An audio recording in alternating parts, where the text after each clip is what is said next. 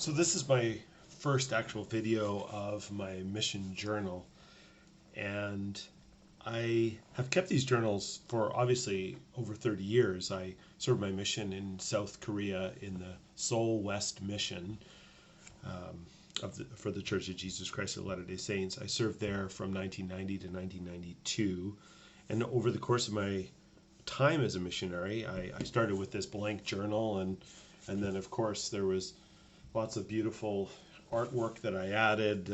Some of it was just drawings, others stickers and other information.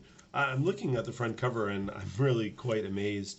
Quite a bit of the drawing and doodling came from Bryce Burgard. Bryce and I rode each other a lot. He was serving in the California area and I was serving in Korea, and he loved to doodle.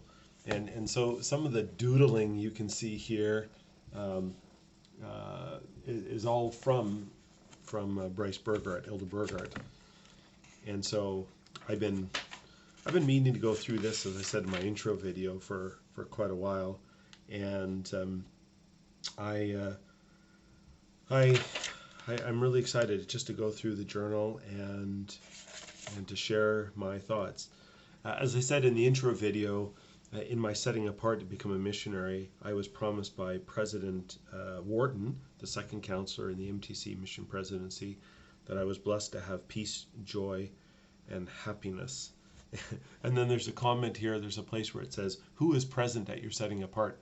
I wrote, "Nobody," which is kind of sad, because when my son Ethan left on his mission, we had lots of family. We had all the family there, and it was lovely. And then there's a section here on my line of authority. There's a page here on the special dates. For example, I received my mission call, and I spoke in sacrament meeting on March the 25th, 1990. I received my endowment in the Seattle temple, and on January the 19th, 1990, which was lovely. And then, of course, my mission president was Bruce Snow. My first baptism I had was on July the 15th, 1990, in a small area on the west side of Seoul called Hwagok.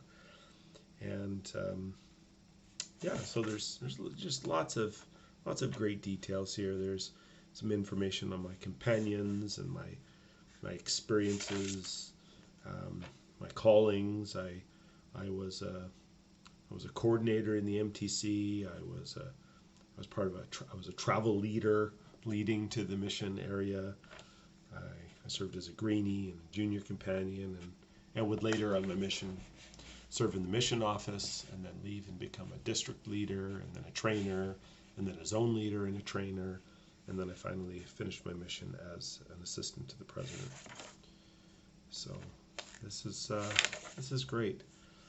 So here we go. I'm going to read what I wrote on each day and make each one a video. So I've been waiting a long time to start writing in this journal, as I bought it about 2 months ago when I took my endowments out at the Seattle Temple with Lane Clark. He's been in the mission 3 weeks now, in the MTC anyway. It's hard to believe that I go in tomorrow. This time tomorrow, I'll be set. Dad left last night after he dropped me off at the Dahls. Sister Coleman's sister, Sister Joanne Coleman, was a member of our ward in the Surrey First Ward, and she was generous and gracious to contact her sister, who lived in Provo, to arrange for me to stay there so that Dad could get home in time, and she would take me to the MTC. They live about 3 blocks from the MTC. They're very nice, and they have 9 kids in this family, and they're all good looking. I made a note that they have 2 boys and then a girl, and then 2 boys and then a girl, and then 2 boys and then a girl, something like that. So that's a lot of kids. I went to the Provo Temple today for 2 sessions. It was so nice in there. At first, looking at the outside architecture, the beauty of the temple is misleading. The inside is beautiful, more so than I would say than the Seattle temple. I fasted today also. The purpose of my fast was mainly for me to have a real spiritual experience tomorrow at the MTC when I'm set apart. I want it to be so special. Plus, I want to completely purge myself of the world. Tonight I went bowling with Jody Dahl and her fiance Jeff, her brother Matt, and her brother Devin. Of course, it was 10 pin, which I've only played once before. My first game was a whopping 57, then I ended up with 70. I guess it's not too bad. Teaches humility, I guess, I hope. I have both of Carmen's pictures in front of me. Gosh, she's beautiful, and I do miss her. Who am I kidding? 2 years will be a long time, and I will miss her incredibly, but I can only concentrate on the fact that when I return, we will be sealed for eternity, never to be separated again. I just pray that she will be strengthened and that she will continue to hold on to the precepts of the church. I pray that she will read the Book of Mormon and pray always. And finally, I pray that she will never forget me and what I stand for and our love. My 2-year mission starts tomorrow. It seems so hard to believe, but it's here. I have to be at the MTC at 2:30 p.m. I really don't know what to expect, but hey, this should be the most exciting and challenging 2 years of my life. I also have a note that notice the writing as opposed to the usual printing. This is for speed, not neatness. Nice little commentary to myself. And that's it. That's the last day before my mission started.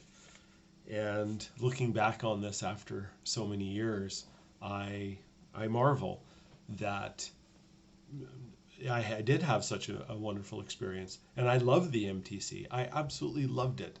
I was there for 9 weeks, and I look back and I think it shaped my entire mission. And Carmen did wait for me, and she did hold on to the precepts, and she was taught by missionaries. And the promises that we hope for have all been achieved under the new and everlasting covenant. And so this is marvelous. This is going to be a marvelous experience as I read through this together with you and share my thoughts.